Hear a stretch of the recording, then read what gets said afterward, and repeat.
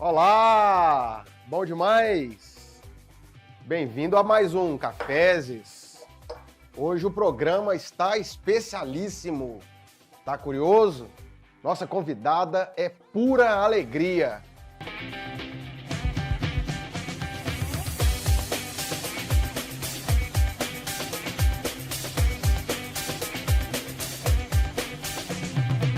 É isso aí.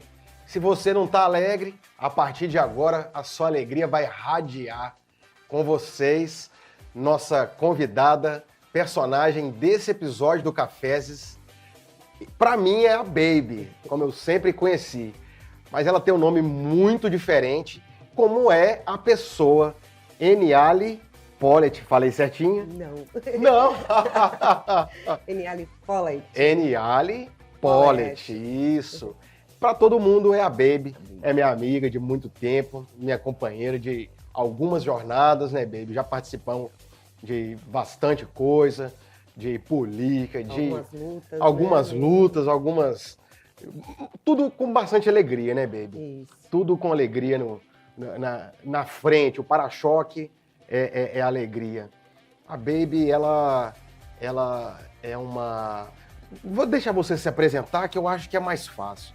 Mas então eu vou começar me definindo assim, o que é a minha formação acadêmica, para que as pessoas entendam um pouquinho o meu trabalho e o que eu faço. Eu sou formada em Comunicação Social pela Universidade Federal do Espírito Santo, com ênfase em Publicidade e Propaganda. Cheguei a fazer, na mesma época, o curso de Artes Plásticas, né? Fazia ao mesmo tempo 12 matérias por semestre, loucura, mas com a minha mudança para Ipatinga, eu tive que abandonar, fui jubilada. Fiz administração e uma especialização em marketing. E fui para a minha profissão, né? Eu tenho agência há mais de 30 anos na cidade. Muito tradicional. A VCS Propaganda, né? E dentro disso, né, através da publicidade, eu fui levado para outros universos, né? Que é o universo da ilustração, da diagramação de livros, programações visuais e tal. Mas eu acho que eu sou para me definir um pouquinho, como meus próprios amigos falam, eu sou uma pessoa que meu dia tem 72 horas, eu sou muito multi e me interesso por coisas muito diversas. Sou uma apaixonada por cinema, uma apaixonada por astronomia e há 2 anos atrás eu resolvi enveredar também na literatura e assim eu editei um livro adulto e um livro infantil. Faço balé clássico, construo tambores e estudo percussão. Então, acho que dá para entender um pouquinho como é que minha cabeça funciona. A gente poderia começar falando dessa trajetória da publicidade com marketing. Isso fez essa ponte criativa? Foi nessa parte que você se descobriu a sua criatividade? Bom, na verdade, eu me entendo como uma pessoa criativa desde muito pequena. Porque eu acho que a criatividade ela é um exercício, ela é uma construção, ela é um emaranhado de experiência, né? Então, desde criança eu fui sempre vista como uma criança criativa. Profissionalmente, eu comecei a entender melhor isso, que criatividade não é uma coisa que cai do céu, que a criatividade ela exige pesquisa, esforço, né? Então, muitas das vezes as pessoas acham que a pessoa nasce criativa, né? Eu acredito que as suas experiências te tornam criativas e existem exercícios e maneiras de você saber utilizar a criatividade. Tipo academia? Tipo, a academia é uma delas, né? Mas não só isso. Até o Spinoza, ele tem uma coisa que eu gosto muito, que ele fala assim, a gente é os encontros de corpos.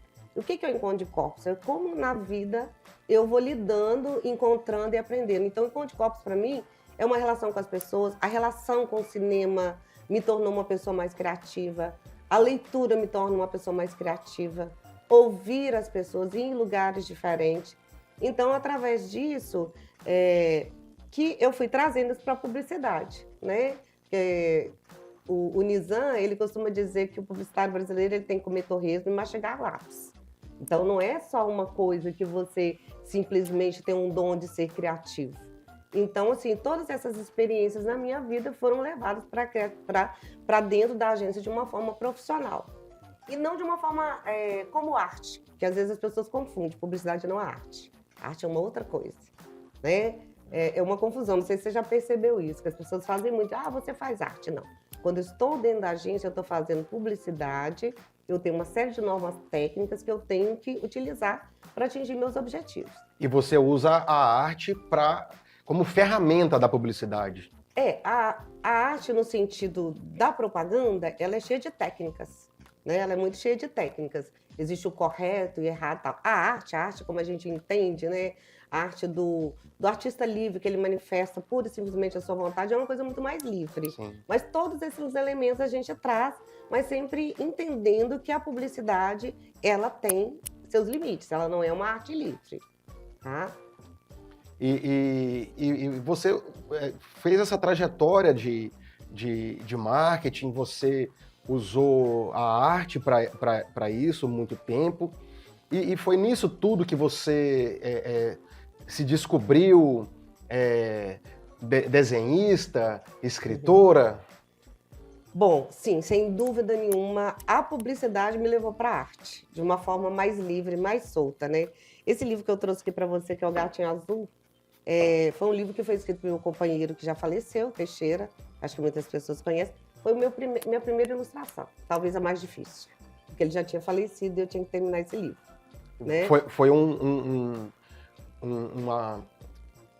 como falam, um trabalho conjunto de vocês dois. Ele fez o texto e você ficou encarregado de fazer a ilustração. Isso. Na verdade, não era eu que ia fazer essa ilustração, mas no final das contas o Gatinho Azul veio na minha mente e aqui está a minha primeira ilustração. Sim. E a partir daí vieram vários outros livros, né? Como O Pequeno Triângulo, Cozinha das Histórias. Mas mostra um pouquinho mais do Gatinho Azul aí. Do Gatinho Azul. Eu já conheci o livro, assim, eu acho ele muito bacana. Eu gosto muito, eu vou mostrar uma ilustração que eu gosto muito, né? Que ela reveste a capa. Então, eu lembro que quando a gente queria dar cara para o Gatinho Azul, surgiram outros ilustradores na época, ilustradores muito bons, mas que a gente olhava e falava assim, não é o Gatinho Azul, não é. E quem, no caso, o editor desse livro é o pessoal do Clesi. Sim. Aí quando eu desenhei o Gatinho Azul pela primeira vez, aí eles falaram, esse é o Gatinho Azul.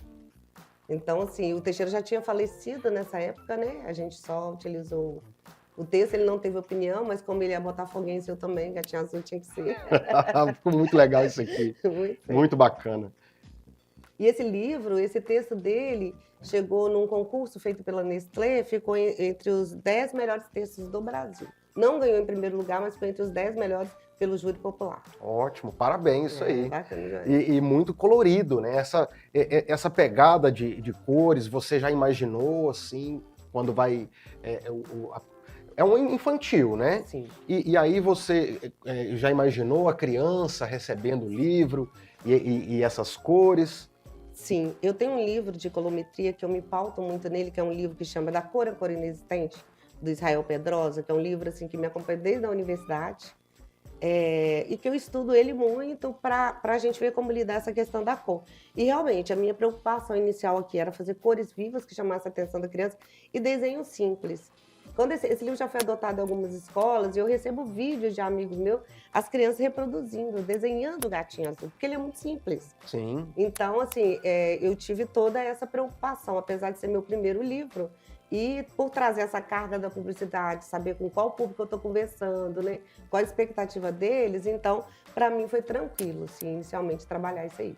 E bacana essa base de você usar recursos acadêmicos, né? Um livro de cores, como é que você disse? É um livro que ele chama Da Cor à Cor Inexistente, do brasileiro chamado Israel Pedrosa, e é o livro mais lido no exterior sobre cor. Ele é extremamente renomado. Colorometria? Colometria. Colometria é a paleta de cor que vai compor o livro. Ele orienta as pessoas como dosar as cores, como é que é isso? Não, o livro ele é um estudo, é um dos estudos mais complexos sobre cor que tem no mundo, não é só no Brasil não, no mundo, você tem ideia. Então ele vai falando assim, como que uma cor interfere na outra, como você lidar com essas cores, a importância de cada uma, qual a simbologia de cada uma, como a gente reage a cada uma delas. Ele é um livro bem complexo, ele é um livro É um livro bem complexo, profundo. é mais acadêmico, talvez. Mas não é um livro difícil de ler. Assim, para quem gosta de cor. E eu falo que é um livro desde para alguém que faz bijuteria, para alguém que vai trabalhar com programação visual ou vai pintar um quadro. É um livro incrivelmente maravilhoso. E você tem uma relação muito bacana com as cores, assim. Seus trabalhos são sempre coloridos, você gosta de... Qual a sua preferência nas cores, assim? Pois é, eu falo que eu sou uma pessoa que não tem medo de cor, né? Eu não tenho medo de cor, acho que cor traz personalidade, dentro da publicidade ela ainda traz todo o movimento de ação e de desejo que a gente tem, que o segmento-alvo tem uma relação com o produto. Então, eu não tenho medo de cor, mas dentro da publicidade é uma coisa que é limitada ao segmento de mercado. Sim. E sempre usando um pouquinho também, porque a gente pode ousar, né? Foi-se o tempo que a gente às vezes ficava fechado. Hoje, por exemplo, você tem marcas, como da própria Uzi Minas, que ela tem uma colorimetria muito ampla. A gente não conseguiria imaginar alguns anos atrás a Uzi Minas ter uma marca onde você pode usar cores diferentes. O símbolo dela você pode trabalhar. Para uma indústria foi até uma inovação. Então eu gosto muito de cor, mas dentro da publicidade eu me limito ao segmento-alvo, né? E também, às vezes, até uma questão de custo. O segmento off. Alvo. O meu Alvo, segmento-alvo. alvo. É o target, né, que a gente costuma dizer. Uhum. É o segmento-alvo. Porque dependendo do que eu estou trabalhando, por exemplo, se eu tenho um produto que ele me exige que eu passe uma sensação de ser quente, eu não vou usar cores frias, como o azul. Ou vou fazer umas outras combinações. Então, dentro da publicidade, eu observo muito isso. Do meu lado mais artístico, eu realmente sou muito cor. Eu gosto muito de cor. Então, você vai ver que todos os meus trabalhos de ilustração mais livres, que é uma coisa mais artística, são bem coloridos, né? Sim. Entendeu? Esse livro aqui, nós vamos falar dele daqui a pouquinho, num outro momento. Tem bastante livro aqui, né? Tem livro de criança, tem livro mais para adulto. Essa questão da cor, você já percebeu aqui, que a gente quase não gosta de cor, né? Então, você hoje é um complemento para a gente aqui no nosso estúdio, no nosso programa, que gosta também de abusar muito das cores. O que eu queria falar com você nesse momento, Baby, é sobre os projetos de cultura, as leis de incentivo que você usou aqui nesse livro, que contemplou esse livro, e eu gostaria que você me dissesse sobre o processo. Primeiro, esse processo de construção do produto e como que foi fazer esse projeto, desde do porquê e até o como, né, para chegar nesse livro aqui. Conta pra gente aí, por favor. Olha, eu tenho que começar falando sobre esse projeto agradecendo uma pessoa especial que chama Marilda Lira. Marilda Lira. Uma grande produtora aqui da pra região. gente do Vale do Aço. Ela é super conhecida, super famosa. Isso. E eu, durante o período da pandemia, eu falei para Marilda que ela me fez realizar 2 sonhos. Sim. Esse livro, todos os 2 foram feitos pela Lei Aldir Blanc, uma estadual e outro municipal.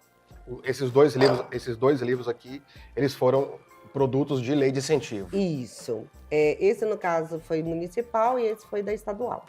Eu tinha falado para a Marilda sobre esses meus 2 sonhos de editar esses livros e, de repente, quando a lei saiu, ela falou assim, vamos fazer. Eu escrevi, né? Foi aprovado. Esse livro, eu vou começar por esse, falar um pouquinho desse. Pode falar. Esse aqui é um livro voltado para o público infantil. Eu sou uma apaixonada pela astronomia, né? Sou uma grande crítica da astrologia. Eu falo que se nos nossos jornais, em vez de ter colunas sobre astrologia, a gente tivesse colunas sobre astronomia, a gente não teria tantos conceitos ou mitos ainda sendo reverberados, sendo reproduzidos. Então, e num momento tão crítico, né, que a gente tem vivido de ataques à ciência e tal, eu criei esse projeto que chama Mirando o Céu, no qual eu tenho um projeto para 10 volumes, que chegaria até o Big Bang, né? E comecei falando do nosso sistema solar. É uma sequência de livros informativos desse universo da astronomia. Só que eu conto isso de uma forma lúdica. Então, nesse primeiro, é uma menina com seu gatinho que vai fazer uma viagem no espaço. E nessa viagem eu vou falar sobre os planetas do sistema solar, né? Então tem coisas muito interessantes, que é voltada para criança, mas é uma criança assim, que já tem que estar acima dos 10 anos, porque tem informações que são até um pouco complexas. Teve adulto que leu e falou assim, nossa, nem eu sabia disso e tal. Mas assim, tive retorno muito interessante, as crianças se interessaram bastante sobre. Eu já estou escrevendo o segundo volume, que eu vou falar sobre os corpos celestes, né? Já estou escrevendo. E aí eu tenho vários, aí vai depender, né, de conseguir apoio. A concepção do livro, a ilustração, o design, é tudo de vocês mesmo lá da sua agência, você que fez, você contrata pessoas? Esse projeto não é da agência, esse projeto é meu, pessoal. Sim. Então o texto, as ilustrações são todas minhas e eu tive também acesso tá vendo, todas as ilustrações são todas minhas e eu tive acesso, vou tentar mostrar uma imagem aqui, essas imagens do planeta, de tudo, a NASA, o próprio site da NASA disponibiliza para a gente em alta resolução. Então eu juntei a minha ilustração com essas fotografias da NASA. Deixa eu mostrar que o diretor pediu para mostrar nessa câmera aqui. Tá vendo? Então, é um livro muito bacana. E aí tem uma parte aí que eu acho bem interessante que eu mostro assim, todos. Então eu vou dando nesse livro, mas contando sempre porque é engraçado, porque o gatinho ele é engraçado. Ele chama Newton, não é à toa, né? Porque Newton foi o primeiro físico assim moderno muito importante. Então aí eu vou explicando coisas muito simples e o gatinho ele vai se divertindo. Quando, por exemplo, passa por Marte, ele fala assim: "Nossa, aí tem gatinho, os gatinhos daí são verdes". Então eu vou fazendo um paralelo. Então, eu dou muita informação importante, científica, mas de uma forma lúdica. Sim. Né? E esse processo, baby, de lei de incentivo, isso... Como que foi essa parte desse processo de conceber um trabalho numa lei governamental, num projeto de financiamento governamental? Como que você absorveu isso aí? Bom, primeiro, né, vamos deixar bem claro assim, a importância, né, de uma lei de incentivo à cultura, né? É extremamente importante. Eu não tive muitas dificuldades, talvez, de acesso, talvez até pela produtora, assim, uma conhecedora, né? Eu não tive muitos problemas.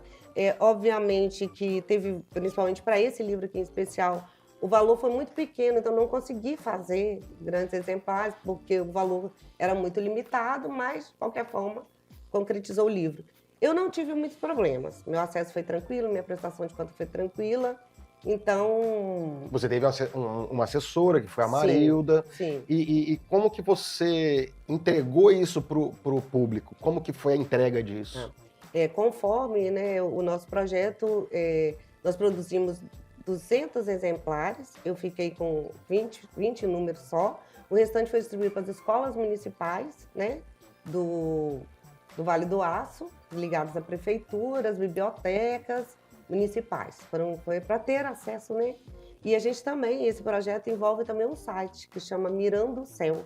E lá dentro eu tenho esse mesmo livro, que é um e-book gratuito para quem quiser acessar. Então você disponibiliza o livro na internet. Isso.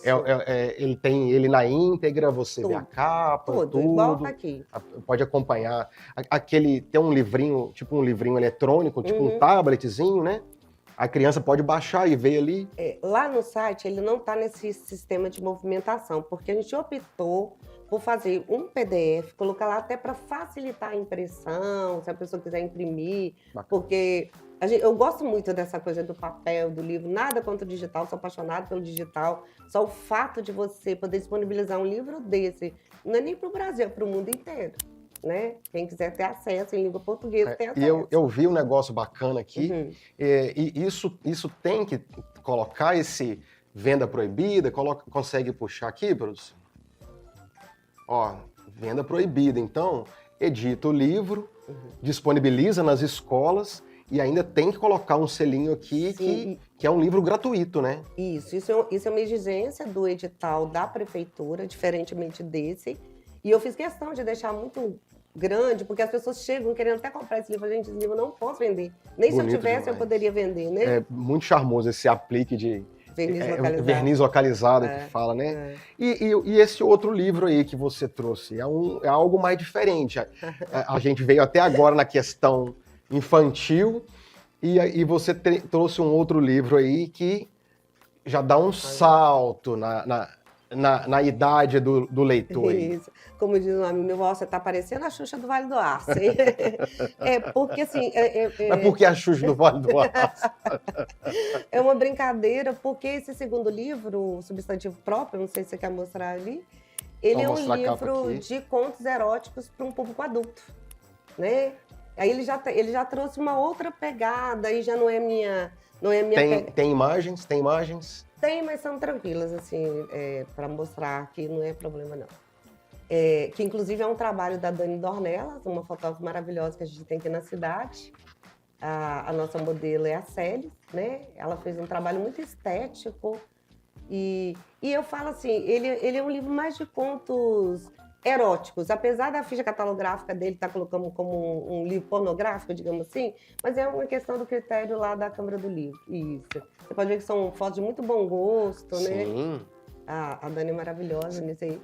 Sensual, mas não vulgar, né? Isso. E aí, esse aí eu já trago aí nesse livro, além dos contos eróticos, eu vou trazer alguns pensamentos, né? Outra grande paixão minha se chama filosofia e política, né? Você me conhece, né, Sim. amigo, né? Então, assim, aí eu trago um pouco desse meu pensamento um pouco mais revolucionário no meu ponto de vista da política e da filosofia aqui. E nos contos, eu gostei muito de ter feito, porque é um pouco de mulher falando de sexo, não é de romantismo, não tem romantismo aqui. E você focou no público feminino. Olha, eu gostaria muito que os homens lessem também. Eu não fiz um livro para agradar mulheres. Eu fiz um livro para que pessoas que se interessem um pouco sobre uma visão de uma mulher sobre sexo possam ler esse livro. Entendeu? Não é nenhuma lição de moral, não é dizer como que é. São pequenas histórias e que demonstram que a gente pode lidar com a nossa sexualidade de uma forma mais livre, que não é nenhum problema, né? Porque às vezes fala assim, nossa, mas você, um empresário, não sei o quê, escrevendo um livro sobre contos eróticos, não é estranho? Não é estranho falar sobre sexo. Não é. Né? Não é. Mas tem Natural, humano. E falar, inclusive, de uma forma um pouco, às vezes, até rasgada, sem problema nenhum. E tem isso no livro. Tem isso no livro. E as pessoas encontram esse livro em alguma livraria? Quem que gostaria de ler pode acessar isso? Tá. Esse livro, diferentemente desse, apesar de ter sido pela lei, ele pode ser vendido. O edital permite que eu venda. Eu vendo esse livro hoje a R$25, que é basicamente o custo dele, e através do meu Instagram, do Baby Paulette. Eu fiz lançamento, já vendi alguns livros. Recentemente teve até a Feira do Livro, mas eu tive que fazer viagem, não consegui me inscrever. Mas acessando o meu Instagram, Baby Paulette, conversando comigo, a gente tem acesso ao livro. Tem que ter mais de 18 anos. Mais de 18 anos, né? Senão não vai nem entender o que está escrito também, né? E isso aí, o Baby. A gente também, eu queria falar também da questão política. A gente poderia falar alguma coisa disso, sem restrição. Se você quiser. E a gente pegou um trabalho, uma época, uma campanha difícil de fazer, sem recurso, né? E qual foi a sua impressão daquela campanha? Foi uma campanha regional, né? E qual que foi a sua impressão daquela campanha? Gunter, eu acho que nós somos os grandes vitoriosos daquela campanha. Vocês estavam juntos, né? Você sabe exatamente que todos nós ali éramos voluntários, ninguém recebeu, né, para estar fazendo aqueles trabalhos. Foi uma coisa de um grupo de pessoas que estavam muito satisfeitas, que encampou, né, a campanha. Eu posso falar o nome dele, sem problema? Pode, tem problema. A campanha da época do PCB do Daniel Cristiano, dentro de um contexto político brasileiro extremamente hostil para a esquerda brasileira, né? Então nós estávamos num momento muito difícil, ali a gente já estava percebendo isso e conseguimos ficar em segundo lugar, né? Tivemos vivemos fake news, aquele monte de coisa, e fomos, não sei se você lembra, na época, o único município brasileiro que o PCB foi para uma eleição tão forte. Tanto que na época nós recebemos até mensagem do Brasil inteiro. Então, para mim, como pessoa, né, como indivíduo político, eu fico muito feliz com aquela minha participação. Porque eu sempre fui uma pessoa de esquerda, né? Eu não consigo ver humanidade fora da esquerda. Me desculpem quem é de direita, mas eu não consigo ver. E ali acho que a gente demonstrou um grupo de pessoas realmente preocupadas com o que estava acontecendo na nossa cidade, no país e no mundo. Então, acho que a gente saiu daquilo ali muito vitorioso, na minha opinião. Faria tudo de novo e ganhar uma eleição sem recursos é muito difícil. Mesmo chegar em segundo lugar, nós ficamos na frente de candidatos que investiram muito mais que a gente. Foi um aprendizado? Eu vou te dizer assim, do ponto de vista profissional, eu não vou dizer que foi um aprendizado porque eu fiz outras campanhas políticas, né? A campanha quando o João Magro ganha para prefeito de Patinga pela primeira vez, foi a agência que fez, né? Eu acho que foi uma vitória mesmo, sabe? Assim, um respaldo de luta. Essa campanha especial, ela foi um respaldo de luta. Eu fiz um pouco da minha parte para que aquelas fake news ou para aquele momento político não tivesse nenhuma resistência. Acho que a gente foi muito resistente. Uma evolução pessoal, talvez? Acho que sim. Acho que é cada vez mais me conscientizando do meu papel de cidadã, de não se calar diante de determinados quadros e sem nenhum medo. Sem nenhum medo. Bacana. Foi uma satisfação também trabalhar aquilo lá. Foi muito bom trabalhar com você. Pelas pessoas envolvidas. A gente conhece as pessoas, né, Baby? A gente tá ali quase no dia a dia, fica um tempo sem se ver, mas quando tem um trabalho desse tipo, a gente passa a conhecer mais a pessoa e o tipo de trabalho. Essa é guerreira, pode chamar para uma outra guerra de novo aí, que sabe qual o tipo de combate que vai proporcionar, né? Que não dá para não entrar. É verdade. E às vezes a vida chama, né? E nessa questão, a gente está num momento muito, muito propício para uma coisa que você já disse que gosta muito, que é a questão do audiovisual e o cineclube que você faz parte, que você fomenta e que você também batalha muito por isso. Fala um pouquinho desse cineclube, o que ele oferece. Fala do cineclube, a gente vai conversando um pouquinho mais. Tá.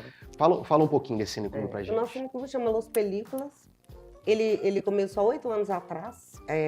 Eu fui chamada para esse projeto pelo um amigo meu chamado Márcio de Castro, que é um médico infectologista aqui da cidade, que amava cinema e falava, nossa, Ipatinga não tem cinema, Ipatinga só tem um cinema e tal, tantos filmes que eu quero ver. E me chamou, porque ele sabia que eu gostava, mais 4 amigos, que foi o Ederson na época, o Andréas, o David, acho que inicialmente fomos nós. E daí depois veio a Marilda Lira, a Camila Mendonça, outras pessoas. Mas inicialmente, durante 2 anos, você tem ideia, Gunther, nós ficamos 5 pessoas assistindo filmes juntos, regularmente, todo mês. E a ideia era o quê? Ver filmes que a gente gostava e abrir um debate sobre determinados temas entre nós mesmos. Que todos são pessoas bem que gostam de política e tal. E assim foi, durante 2 anos, e públicos pequenos, eles iam 1, iam 2 e tal. E, de repente, a gente falou assim, não, nós temos que... As pessoas começaram a perguntar, nós vamos democratizar esse espaço, que era já uma ideia inicial. Ou seja, o cinema como um espaço democrático, como um espaço de formação e de crítica. Aí começamos a procurar espaço, fomos para a Grampian, que foi um momento que o Elisinho, que é dono da Grampian, abriu um espaço muito grande para a gente. As nossas sessões, que eram 5 pessoas, começaram a ter 30, 40 pessoas. E abrir debates calorosos, bem calorosos, né? E assim foi. Depois, nós fomos crescendo o número de pessoas procurando. Para você ter uma ideia, nós chegamos a colocar 750 pessoas dentro do Teatro Uzi Minas, passando Bacurau. Imagina naquele momento que Bacurau vem, nunca o cinema local ia passar um filme com essa tendência, né? Dificilmente. Então, nós conseguimos colocar, acho que se não foi o maior, foi um dos maiores públicos do Festival de Verão, teatro. Depois nós trouxemos Los Silêncios, trouxemos Marighella ali no Zé Leoguim, trouxemos Medida Provisória no Parque Ipanema. Então a gente está sempre procurando, né, espaço. E conseguimos um apoio da lei, né, do Fundo Estadual, se eu não estou enganado, que é a Marilda que é mais ligada a essa parte, que tem possibilidade de a gente fazer várias sessões. Aí, ultimamente, nós estamos fazendo ali no Centro Comercial, no Cariru, no Bar da Santa ou na Tenda Árabe. E as sessões são abertas? Abertas. E como que a pessoa faz para participar? As sessões são todas abertas, é só chegar, é gratuito. Apesar de acontecer em alguns bares, não existe menor exigência de consumo, ninguém é obrigado a consumir nada, né? A gente faz nesses espaços porque eles acabam dando um certo suporte, porque, queira ou não, a gente precisa de uma estratégia de suporte para poder exibir os filmes. Às vezes a gente até ouviu a crítica, mas por que vocês não saem do Cariru, vão fazer no Bom Jardim ou no Canaã? A gente tem muita vontade de fazer isso, só que todos nós temos o horário de trabalho e acaba que convergem para... facilita a nossa vida. Agora, se acontecer, igual já aconteceu de algumas pessoas procurar, vamos fazer você ajuda a gente lá, põe uma estrutura lá, a gente chega lá com o filme, não é problema nenhum, tá? Sim. Então, existe essa questão aí. Hoje a gente tem esse apoio da lei e agora em julho nós já vamos passar mais um filme que provavelmente vai ser no Zé Leoguim. A gente está pleiteando Pureza, que é um filme que traz uma temática extremamente atual, que é a questão da escravidão, trabalho escravo. E como que acontece essa exibição dos filmes? Tem um direito autoral? Como é que vocês fazem para passar esse filme? Bom, nos espaços públicos, a gente finge que não leu aquela legendinha proibida de exibir. Nos espaços que a gente tá ali. Agora, quando a gente vai para um espaço como o teatro, o Zé Leoguim ou o Centro Cultural de Minas, nós temos que pagar esses direitos, né? Então, normalmente a gente faz contato com as produtoras, a gente negocia, a gente paga um valor. E já aconteceu coisas assim muito interessantes, porque às vezes a gente quer tanto passar um filme e a gente não tem. O Los Películas ainda não é, a gente vai ser registrado como pessoa jurídica, a gente ainda não é, mas nós já fazemos parte do Conselho Nacional de Cineclubes, ok?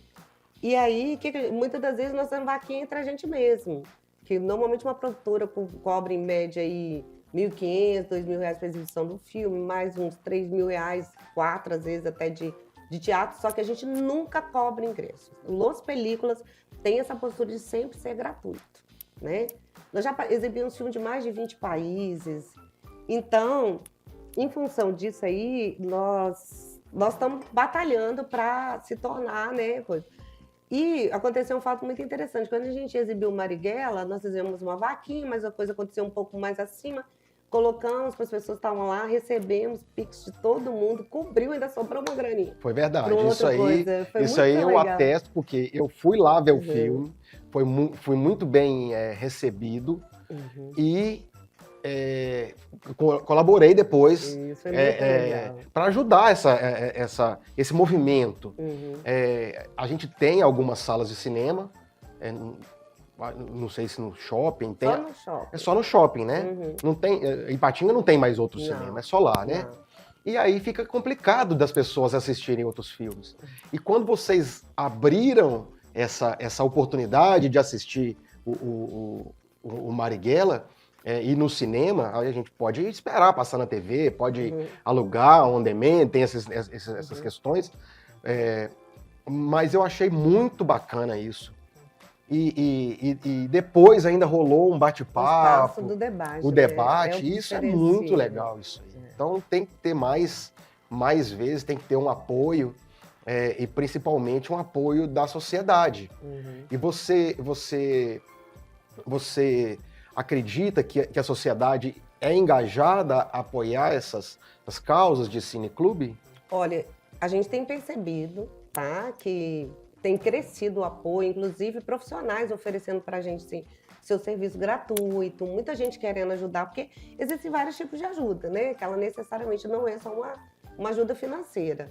Então a gente tem percebido que a cidade ela é carente de um espaço mais aberto, a um cinema mais crítico, a um cinema... E não só crítico, ele pode ser divertido e tudo, mas a nossa sala de cinema aqui só passa aquele filme que, né? Tá ali que vai dar grande bilheteria. Então, esse espaço alternativo tem unido pessoas, tem trazido depoimentos assim, extremamente interessantes debates, assim, eu te diria transformador, assim, da gente até receber, às vezes, inbox e retorno das pessoas. Nossa, eu nunca tinha pensado por essa perspectiva. O último filme que a gente passou, que foi Close, foi dentro da semana LGBTQIA+, que a gente fez lá na Casa Laboratório. Casa Laboratório não, Híbridos, desculpa. Foi muito interessante, assim, as discussões que trouxe, né? Então, são temas que estão aí na sociedade, que o cinema traz, e muitas das vezes a gente não tem espaço nem para ver e nem debater. Igual você falou, eu posso assistir na TV? Beleza. Mas muita gente, depois que viu o filme, já tinha visto o filme e foi para lá e fez o debate, trouxe outros espectros de interpretações nesse espaço, entendeu? Então é um engajamento além do filme. Sim. A pessoa não vai só para assistir o filme, né? A pessoa vai para socializar ideias. Isso. Seria isso o objetivo do Cineclube. Que é quando vocês começaram lá com 8 pessoas, 5 pessoas, e depois ele evoluiu para um teatro cheio. Quando eu estive lá no Zé Lioguin, tava lotado. Eu via gente em pé para assistir o filme. Isso foi muito bacana. A minha experiência de valor foi muito bacana. Eu vi que além de uma exibição de um filme, as pessoas muitas das vezes vai no cinema, paga, fica na fila para pagar, às vezes compra antes para não pagar tão caro num bilhete, sai de lá só com a experiência dela ali e vocês vão além dessa questão. Isso eu acho muito importante e o mais valoroso. Você vê um futuro para esse cineclube e para outros cineclubes, você... Olha, a gente tem sonhos, né? Nós somos um grupo que tem uma curadoria hoje que define os filmes e a gente tem um sonho. O nosso sonho é montar um museu de audiovisual no Vale do Aço. E dentro desse museu, a ideia é promover, né? Oficinas, ajudar as pessoas a criarem dentro do audiovisual, guardar um material rico que a gente está aqui no Vale do Aço. Agora mesmo, quando eu cheguei aqui, o Silveira me apresentou um material riquíssimo. Silveira mesmo, né? Falei Silveira. Isso, um material riquíssimo, que eu estou super interessada. Então, pegar esse espaço e transformar ele numa casa cultural do audiovisual, que é isso que o Los Películas quer ser. E essa questão do audiovisual hoje, ela está sendo muito falada pela Lei Paulo Gustavo. O engajamento de pessoas de todo o segmento artístico e cultural. Mas existe as pessoas estão batendo cabeça, é o termo que estão usando, sobre o audiovisual. E aí, isso é audiovisual? Isso não é? O TikTok é audiovisual? O filmezinho gravado com celular é audiovisual? O que você acha disso? Bom, eu tenho uma visão bem ampla. Tudo seria audiovisual, tudo. É a mesma coisa que você falar assim, tudo é arte, tudo é audiovisual. Cada um na sua categoria, cada um com seus recursos. Uma coisa que eu acho, lógico, a gente fica muito encantado com uma boa produção, né, com uma coisa bem feita e tal, mas também é meio encantador você imaginar que hoje alguém pode produzir um filme como já foi produzido, tendo só o celular na mão, né? Então, a gente às vezes, igual, eu vejo coisa no TikTok, por exemplo, tá, beleza, assim, não é legal, mas eu acho que também ali é uma forma de comunicação audiovisual, sim, independente de qual categoria eu coloque ele, né? E cada vez mais o audiovisual tem sido um instrumento de ligação, né, de conexão das pessoas. Aí, se você me perguntasse, como é que a lei fica incentivo em relação a essas coisas? Aí eu vou te falar que eu não sou muito da produção de audiovisual, né? Então, eu talvez não possa falar muito de algumas complexidades, assim, né? Porque eu não sou exatamente da produção do audiovisual. O que a lei fala, né? Os regimentos da lei para financiamento disso. Mas você vê o entretenimento, você reconhece esse entretenimento das redes sociais, esse conteúdo audiovisual que tá na internet, você reconhece um valor ali? Eu reconheço, sim. Você acha que tem alguma coisa de produtivo? Sim, na verdade, você tem uma gama de tudo, né? Você tem coisas de muito valor, tem coisas extremamente perigosas. Então, assim, eu reconheço, assim, o valor da produção, na produção bem amadora também. O audiovisual, acho que envolve tudo isso. Sim. Cada um na sua categoria. Eu conheço coisas boas e coisas ruins. Mas isso a gente tem em grandes produções e pequenas produções. Mas não seria cinematográfico. Aí já é diferente? Não, sinceramente, eu acho que não. Depende. Como uma coisa vai ser feita para eu dizer se ela tem um tom cinematográfico, como é que é essa narrativa. Tem tantos elementos, sabe, Gunther? Porque eu falar de uma forma ampla, solta, sem dizer que eu estou falando de uma produção específica, eu sinto um pouco de dificuldade. Né? De repente, eu posso ver algo que foi produzido de uma forma pequena, amadora, e que tenha qualidade cinematográfica, sim. Por que não? Sim. É. E um futuro do audiovisual aqui no Vale do Aço, com essa visão do cineclube, você vê alguma... Como que você vê esse presente baseado para futuro aí? O que você... Olha, eu acredito que está crescendo muito e está crescendo, que eu acho que é mais importante, não é só na quantidade, mas na qualidade. A gente tem percebido que, se você pegar aí alguns anos atrás, que inclusive nós no museu, a gente vem guardando, no nosso futuro museu, algumas produções, né? A gente percebe nitidamente uma qualidade muito superior, que passam por todos os espaços do audiovisual, desde o roteiro, os temas, né, a produção, a qualidade da produção. Então eu vejo um bom futuro. Eu acho que o Vale do Aço é uma região riquíssima, assim, em vários elementos que contribuem para o audiovisual. Nós temos excelentes atores e atrizes. Verdade. Né? Nós temos excelentes figurinistas, nós temos espaços públicos e privados de construção para o audiovisual. Nós temos excelentes roteiristas mesmo, pessoas que podem produzir. Temos até obras literárias que são possíveis de ser transformadas no audiovisual ou em documentários. Nós temos como é que fala? Um acervo enorme de possibilidades para o audiovisual. E eu acho que cada vez mais tem crescido também o interesse da produção dos audiovisuais. Então eu vejo um bom futuro com quantidade e qualidade. O futuro é audiovisual. Olha, eu acho que dizer que o futuro é audiovisual, eu vou botar, às vezes, alguma outra coisa num outro lugar de menos importância. Eu acho que é impossível imaginar o futuro sem o audiovisual. Entendeu? Se ele é só audiovisual, não sei. Mas eu acho que é impossível imaginar o futuro sem o audiovisual. Mas tem outros elementos que o audiovisual também, ele é composto de outros elementos que podem ser separados dele, que também são artes, né? Então, é um emaranhado de coisas, mas eu não consigo imaginar um futuro sem o audiovisual. Essa questão dos vídeos, né? Na internet, os streamings, as plataformas de filmes e de vídeo estão cada vez mais intensas, mais quantidades.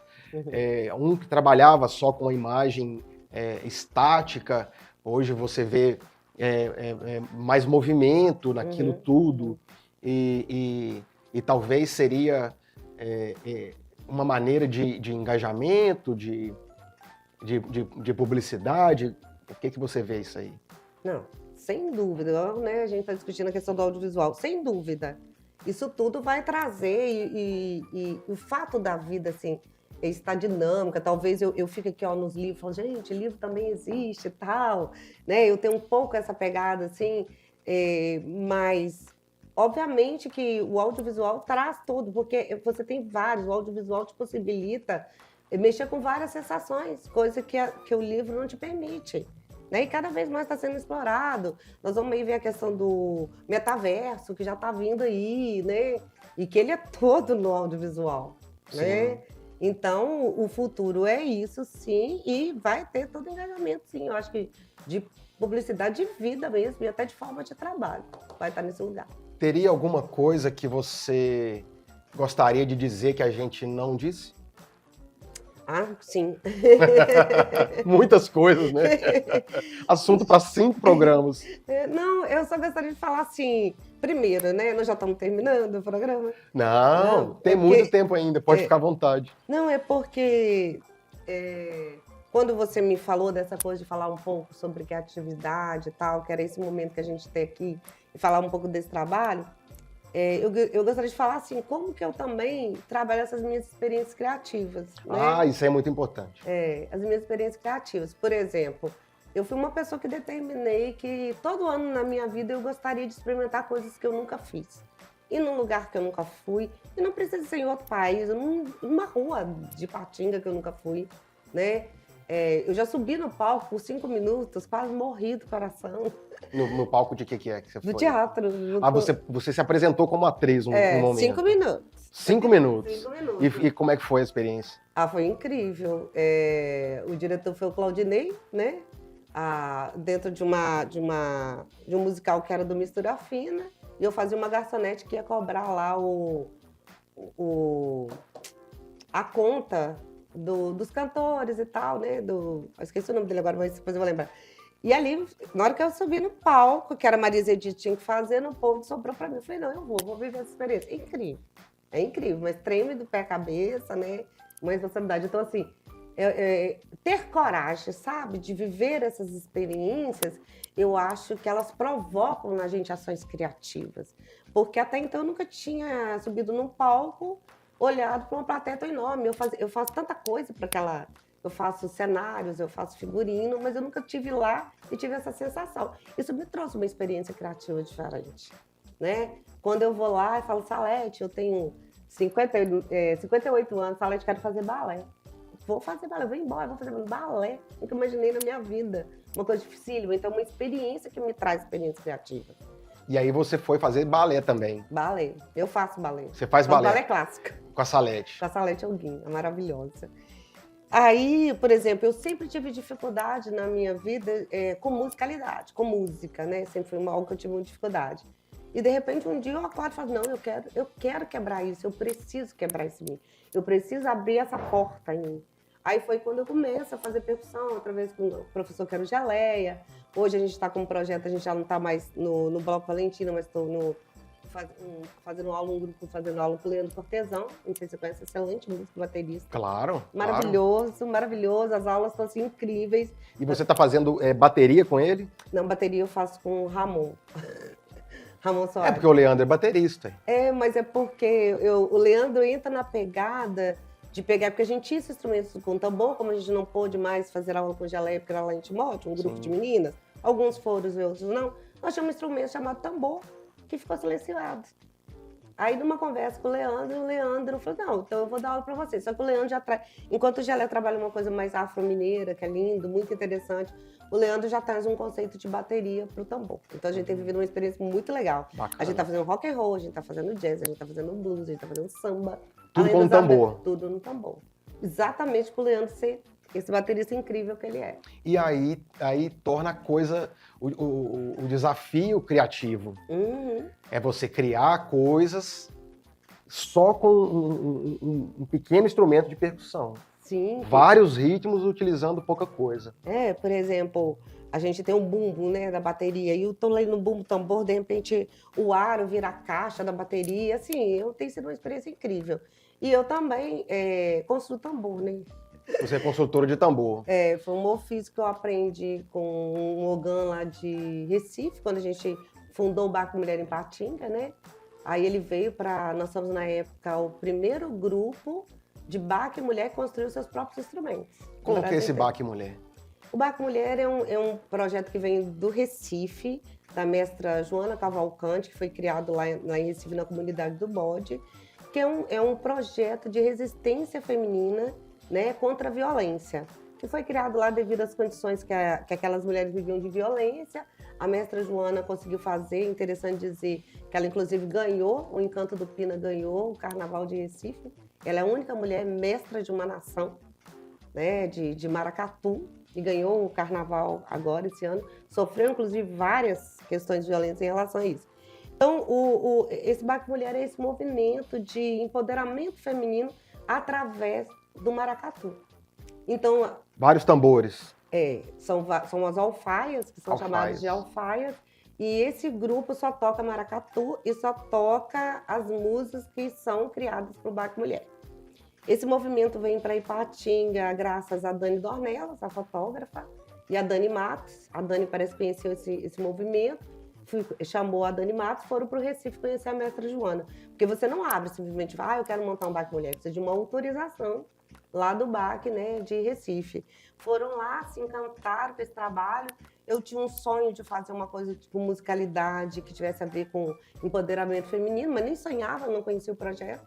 A Dani me procura, a Dani Matos e a Dani Dornelas, e me pede um apoio para saber o que eu achava que a gente podia fazer. Eu achei fantástico. Aí chamamos uma outra amiga, chama Érica Benevides, e começamos, né, a recrutar meninas para participar. É um projeto muito legal. Hoje eu não faço parte, hoje eu não sou mais coordenadora, não faço parte. Eu sempre ofereço o meu apoio, né, que elas precisarem, mas por questões pessoais e muita coisa, então hoje eu só sou apoio. Mas ele é isso, ele é um movimento político, ele é um movimento de empoderamento feminino que luta para diminuir e eliminar a violência contra as mulheres. E faz apresentações esse grupo? Faz, assim, elas têm o que a gente chama de tocada, né? Tocada. Então, elas fazem, aí tem... Como eu não tô lá hoje, eu sei que elas ensaiam toda quinta-feira, né? E fazem as tocadas. Aí vai depender muito, assim, do tema, o porquê, ou é um encontro, é uma roda de conversa. Tem um trabalho bem legal, bem bastante. Elas têm um Instagram, chama Baque Mulher Ipatinga. Eu acho que quem quiser conhecer, vale a pena entrar lá e conhecer o trabalho das meninas. É importante. E você construiu alguns tambores desses? Sim, aí na época veio o Davidson, né, que ele veio do Recife e ensinou a gente a fazer esses tambores. Aí nós, como eu falei, foi o primeiro Baque Mulher que construiu. Hoje tem outros fazendo, mas nós somos o primeiro que resolvemos construir nossos tambores, porque a gente não tinha tambor, né, e o tambor é caro. Aí corremos atrás de patrocínio, conseguimos patrocínio aqui, outra ali, conseguimos trazê-lo, comprar o material. E aí eu fui uma pessoa que fiquei muito com o David, assim, ele ficou uma semana aqui em Patinga, eu ficava com ele de 7 da manhã até 10 da noite, e assim eu aprendi o ofício de construir esses tambores. Multitarefas, multifunções, Multi. para toda batalha, Multi. para toda guerra, o tipo que for, você está disposta. É porque eu achava importante, primeiro, a percussão é uma coisa que não é muito dada a nós, mulheres, né, no nosso universo infantil. Hoje a gente está repensando, mas eu estou falando de mulheres da minha idade, até hoje mesmo, assim. Você pode observar numa roda de percussão, são poucas mulheres que estão ali, né? Verdade. A gente não é porque a gente não tem talento no pódio, nós nunca fomos estimulados, a gente tem medo, né? Eu falo que hoje eu estudo percussão, mas eu morro de medo de chegar numa roda e tocar um tambor ainda. Então são algo que a gente tem que conseguir mostrar que a percussão é um lugar de mulher também, né? E que a gente tem toda essa capacidade. E aí, só que quando a gente foi construir os tambores, o David ia embora. E aí? Né? Como é que nós vamos fazer? Então, eu quis muito aprender esse ofício. Na verdade, eu e a Dani Matos, construímos uma alfaia antes dele chegar aqui. A gente mandava vídeo para ele, falava, vocês são doidos, vocês já estão fazendo alfaia, olhando na internet e tal. E aí, com isso, foi porque a gente sabia que ia precisar de mais, ou precisar de manutenção. E assim, eu sou muito curiosa, sabe? Eu gosto de aprender, gosto. Erro 10 vezes, 30 vezes, faço, refaço, jogo fora, começo de novo e vai. Você acha que o ponto da criatividade está nessa questão da coragem, de se jogar no desafio? Eu acho que tem muito disso, assim. Talvez uma coisa que a gente falou um pouco no início do programa, as pessoas têm uma noção muito equivocada, às vezes, do que é criatividade, né? Como se eu nasci um ser criativo, né? A criação é quase que um dom, né, divino que me foi dado. Eu não entendo ela dessa forma. Eu acho que por as suas experiências, os seus estímulos, vários elementos vão formando esse ser criativo. E tem uma frase que eu sempre confundo de quem ela é, né? Então eu não vou citar, mas eu não sei se ela é do Einstein ou se ela é de um outro cientista, mas enfim, que ela fala o seguinte, que a criatividade, ela é 95% transpiração e 1% inspiração. Porque você tem que, sabe, estudar, você tem que pesquisar, você tem que buscar, você tem que ir, não pode ter medo de errar e de fazer de novo, porque ser criativo ele não é só criar elementos, é criar tecnologias.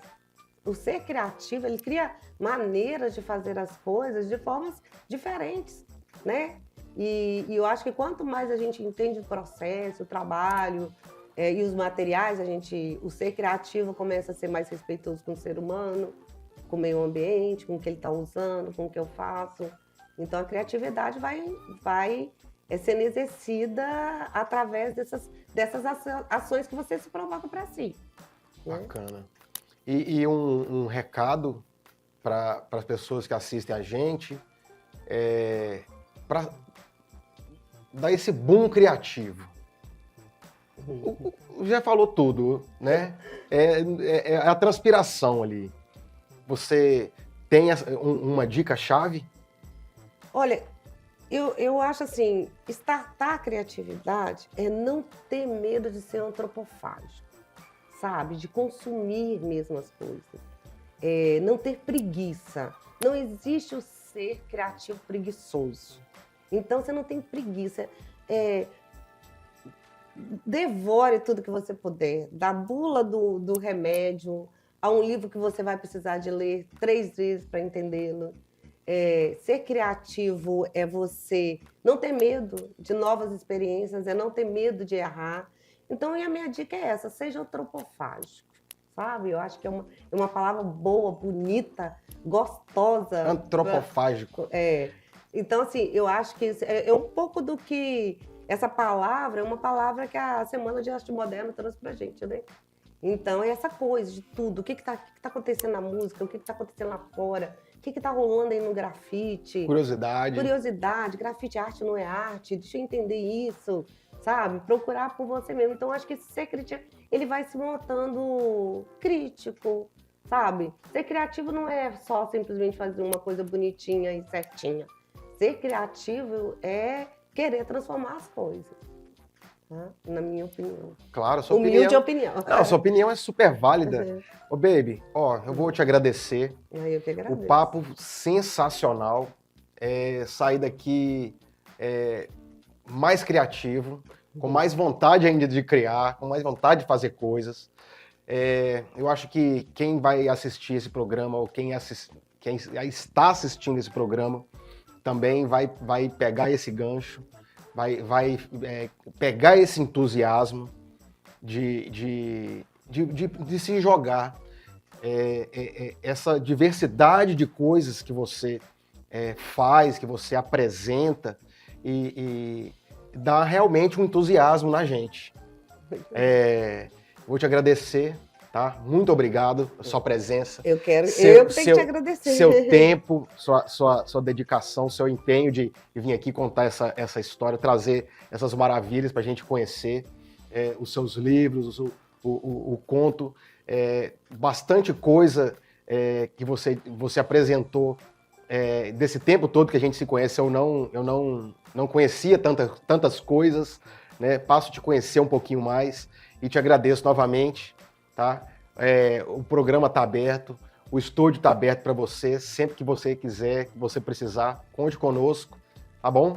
Até a próxima. Beleza. Eu tenho que agradecer, viu, Guto? Valor. Eu não sei que uma das pessoas mais criativas do Vale do Aço, eu conheci o seu trabalho há muitos anos, Obrigado. E eu que agradeço esse espaço aqui, tá bom? Tá bom, obrigado. Gente, muito obrigado. Até a próxima com o Cafézes. Valeu!